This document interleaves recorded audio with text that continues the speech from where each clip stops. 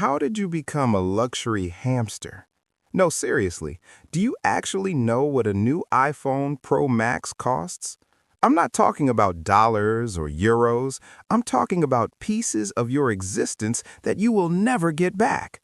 Let's do the math. If you earn, say, $25 an hour after taxes, that $1,200 phone didn't cost you money, it cost you 48 hours of your life. That's more than a full work week. 5 days of waking up early, swallowing traffic, enduring an incompetent boss, and smiling at annoying clients, all for a piece of glass and aluminum that will be obsolete in 3 years when Apple adds 2% more zoom to the camera. And the most pathetic part? You'll do it again. Because that's how upgrade culture works. They've sold you the idea that you're always one purchase away from happiness. It's not just the phone. It's the exclusive Jordans you wait for in a virtual line at 3 a.m. It's the car. Your 2018 model works perfectly, but it doesn't have the digital dashboard, does it? It's the laptop. You bought it for future-proofing to edit 8K video, but let's be honest, you're only using it for Chrome tabs and Netflix. Henry David Thoreau understood this 170 years ago, long before Instagram existed to make it worse.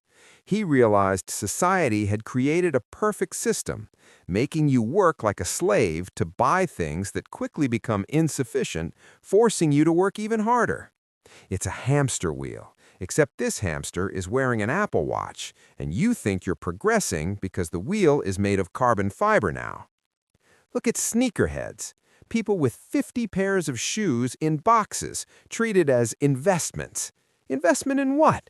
Imaginary status? TikTok likes? Meanwhile, the guy works 10 hours a day to pay for sneakers he's afraid to wear because he might scuff them. Logic is dead. It was buried and turned into an NFT. Every upgrade moves you further from freedom. You got a better car? Great. Now the insurance is higher. Maintenance is premium. You're terrified parking it on the street. You move to a bigger house? Now you need furniture to fill those extra 20 square meters you didn't need in the first place. Every improvement is a new chain. There's a guy in your city who died last week waiting for retirement so he could finally travel. He was 63, heart attack in the office. He spent 35 years saying, "When I retire, then I'll live." He died with the ticket still in the shopping cart of his soul. This isn't the exception, it's the rule. Most people live in a perpetual state of when I have enough money, when I have time, when the car is paid off. Seneca, the Stoic philosopher, said 2,000 years ago, "It is not that we have a short time to live, but that we waste a lot of it."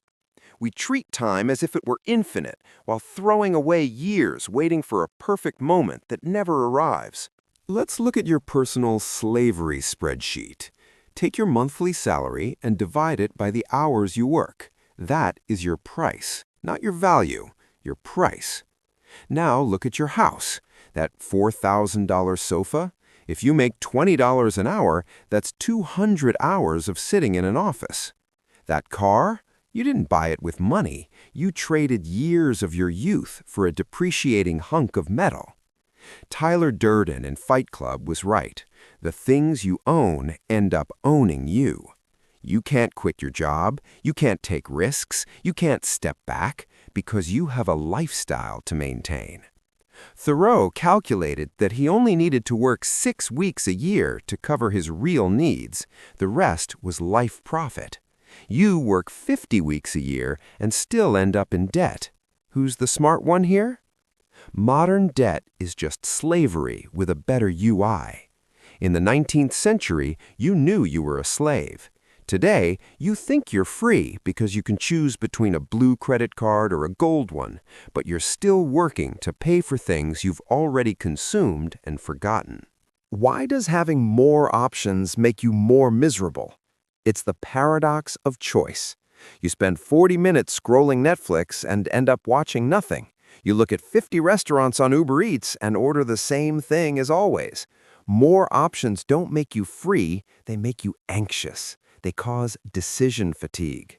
Thoreau had 2 plates and 3 shirts, not because he was poor, but because he knew that every choice you eliminate is mental energy you get back.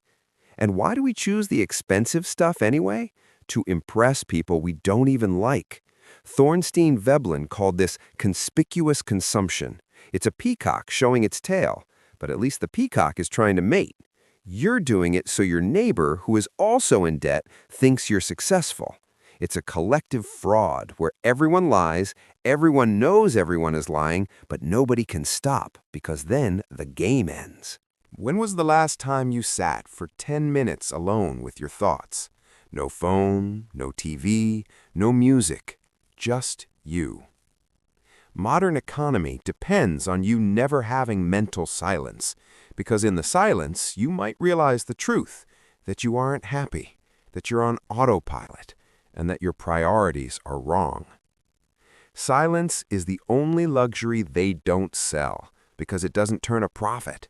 They've trained you to have an attention deficit, to be addicted to dopamine hits from TikTok because a distracted person is a consuming person.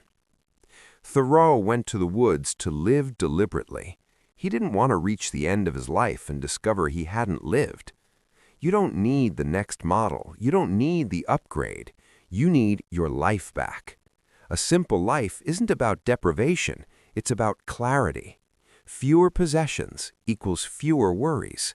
Fewer commitments equals less anxiety. The exit from the hamster wheel is right there. All you have to do is stop running and step off. But that takes more courage than most people have.